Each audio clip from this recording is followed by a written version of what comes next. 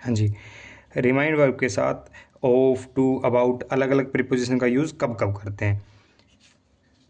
जो सबसे की डिफरेंस है रिमाइंड ऑफ और बाकी दोनों के बीच में वो ये है कि रिमाइंड ऑफ का यूज़ हम जब करते हैं जब रिमाइंड का जो इवेंट है वो एक पास्ट का थॉट हो, जिसके बारे में याद करना है वो एक पास्ट का थॉट हो। वहीं पर ये दोनों के साथ फ्यूचर का थॉट होता है। अब रिमाइंड ऑफ सेंटेंस में एक लैंडमार्क होगा, S1 और S2 दो सब्जेक्ट होंगे।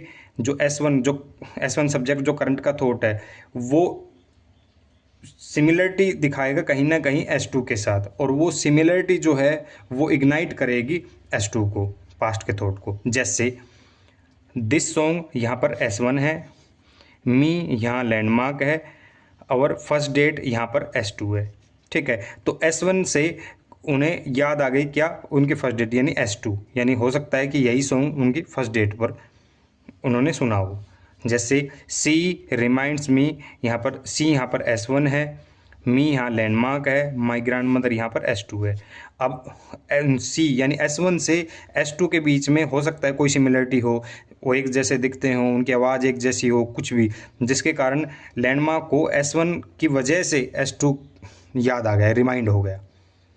ऐसे ही अब टू और अबाउट के बारे में। अब टू और अबाउट दोनों ही फ्यूचर के थॉट को दर्शाते हैं। जैसे अगर कोई थर्ड पर्सन सब्जेक्ट को लैंडमार्क के बारे में रिमाइंड करवाए, लेकिन जो रिमाइंड करने वाली चीज़ है, जो फ्यूचर का जो थॉट है, अगर वो एक टास्क हो, टू डू मतलब करने वाला कोई एक्ट हो, तो हम टू का यूज़ करते हैं। लेकिन अगर वो थॉट एक इवेंट, एक प्लान या एक इन्फॉर्मेशन की तरह हो, तो हम अबाउट का यूज़ करते हैं। जैसे कैन यू रिमाइंड मी, मी यहाँ पर सब्जेक्ट है, टू टेक आउट यहाँ पर लैंडमार्क है। ठीक है, ये कोई थर्ड पर्सन है, तो थर्ड पर्सन सब्जेक्ट को याद दिलाएगा, रिमाइंड करवाएगा किसके बारे में, जो एक्ट है। एक्ट क्या है, टेक आउट ट्रैश।